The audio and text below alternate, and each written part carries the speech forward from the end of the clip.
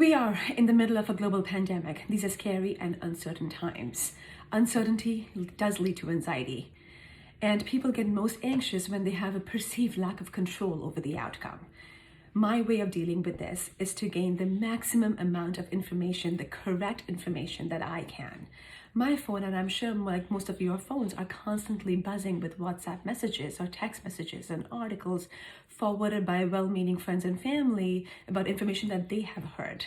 And some of this is false, and which does not help with our anxiety at all. So going forward, I will be sending out almost daily updates on what the correct information is that have been fact-checked by myself and my colleagues. And I'll be presenting it on my Instagram feed. So let's go over some statistics first. As of today, morning of March 20th, 2020, we are close to 250,000 cases of COVID-19 globally, of which unfortunately 10,000 people have died. In the US itself, as of today, we have 13,000 cases and 195 deaths, which brings it to a 1.5% mortality, unfortunately. So what is COVID-19? What is coronavirus? So coronavirus is a family of viruses that was discovered in the 1960s. If you look at your favorite bottle of Clorox or Lysol wipes, you will see in the fine print over here, it says this is effective against human coronavirus. And so what makes this particular virus, the novel coronavirus, different? So viruses tend to mutate. They change their genetic structure, they mutate every season. And now we are dealing with a novel coronavirus to which our body does not have any recognition. And this has been given the name COVID-19, coronavirus 2019, for the year in which it originated. The coronavirus family of viruses causes respiratory tract infection in humans, and this can range from mild common cold to more deadly versions in previous epidemics like SARS or MERS. So SARS was an epidemic in 2003. This was mostly confined to Southeast Asia, and worldwide it was seen in 8,000 cases, but it did have a 10% mortality rate. So there was another epidemic called the MERS in 2012, and this was confined to the Middle East area and some small parts of Europe. It was thankfully not easily transmittable, and only 2,500 cases were seen worldwide, but this did carry a 30% mortality. So let's contrast this with what we're seeing with COVID-19. This disease is highly transmittable. We've already had 250,000 cases worldwide, but thankfully it is nowhere near as fatal as SARS or MERS. So how does one get COVID-19? The virus is spread through close contact with infected people who are within 6 feet. When this person coughs or sneezes, the respiratory droplets are sent in the air, which may then be inhaled by another person, causing an infection. Droplets containing the virus can also land on surfaces where it can survive for a variable amount of time. Now, there is different research, there's different people saying different things, different scientists saying different things about how long it can survive in the air or on objects. So what I have read right now and I've understood is that it can survive for up to 24 hours on cardboard and maybe even longer on plastic or steel surfaces. Now, you will drive yourself insane looking at all these numbers. The most important consideration here to remember is that if you have touched a surface that has the virus on it, how do you actually get infected? So after touching the surface, if you have not washed your hands and then you touch your nose, mouth, or maybe the eyes, the virus can then enter into your respiratory tract and cause an infection. So what is the common theme here? Do not touch your face. Do not touch your nose and mouth without washing your hands. Now, research has shown that we all subconsciously touch our faces almost up to 25 to 30 times per hour. Now, in this time of pandemic, we have to make a conscious decision to not touch our faces. I know it's easier said than done, but this is one of the best ways that we have of preventing from getting the infection besides social distancing. You will worry about, oh, do I go to the grocery store? Do I check my mail? What do I do? Yes, you go to the grocery store. When you come back home, you wipe the packages down with any Clorox wipe or Lysol wipe, and then you wash your hands, and then you are fine. Then you can touch your face after washing your hand. But please do not touch your face without washing your hand. So what are the symptoms of COVID-19 infection, and how do I differentiate it from the flu or more commonly allergies? So let's get the easier one out first. If every year in springtime you get a runny nose, sneezing, watery, itchy eyes, and then you're having the same symptoms again, then more likely it is your allergies acting up again and not a COVID-19 infection. With the COVID-19 infection, symptoms can appear about 2 to 14 days after exposure. They typically start with low-grade fever, runny nose, sneezing, and later in the course of the disease, you can have shortness of breath.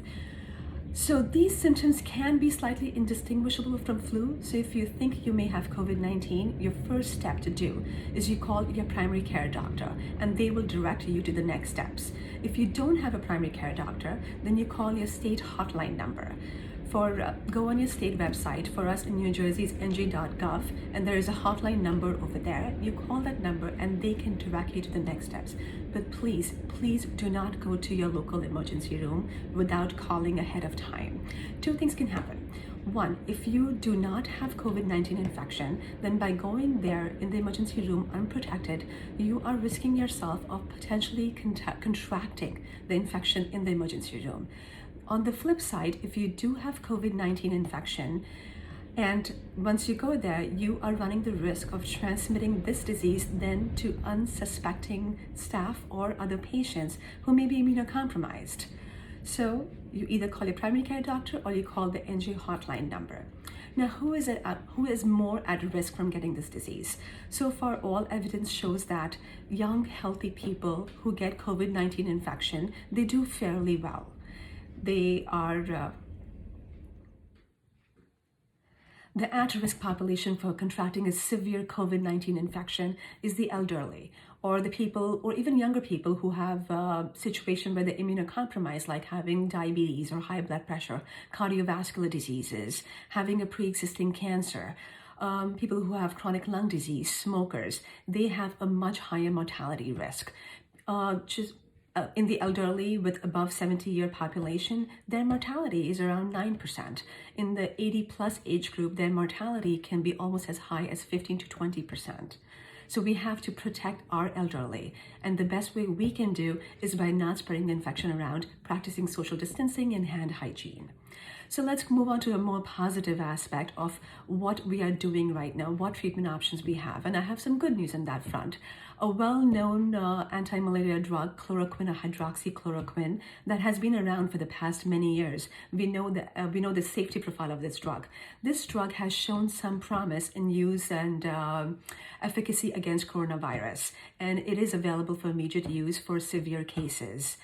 The FDA and CDC are working. At FDA, we have over 10,000 scientists and doctors working hard day and night. I heard Dr. Anthony Hahn speak about this yesterday, and they're doing extensive research on other possibilities.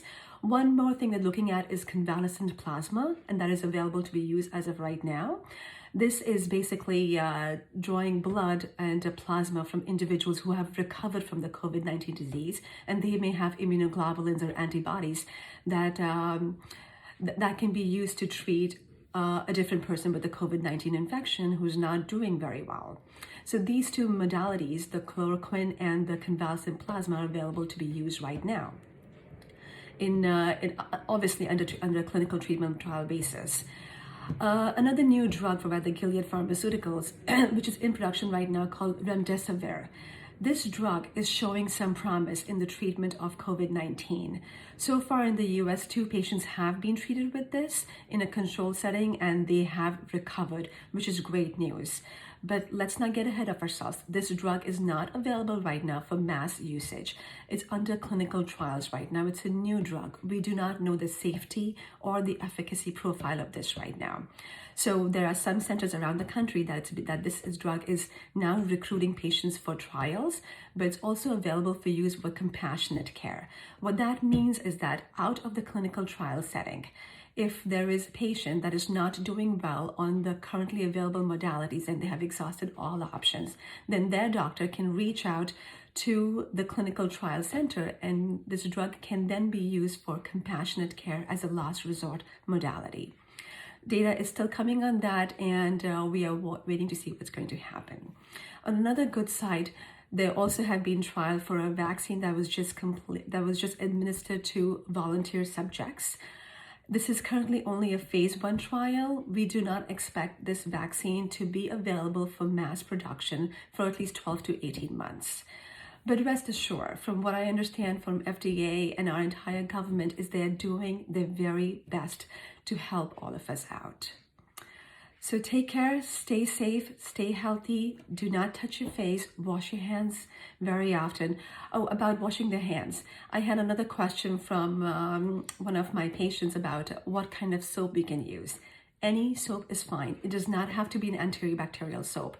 When you use the foaming action of any soap, of course, you have to wash your hands for 20 seconds at least. The foaming action of the soap destroys the outer lipid membrane of the virus, effectively killing the virus.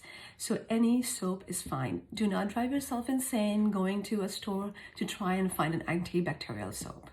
So stay safe, stay healthy. I will talk to you again soon.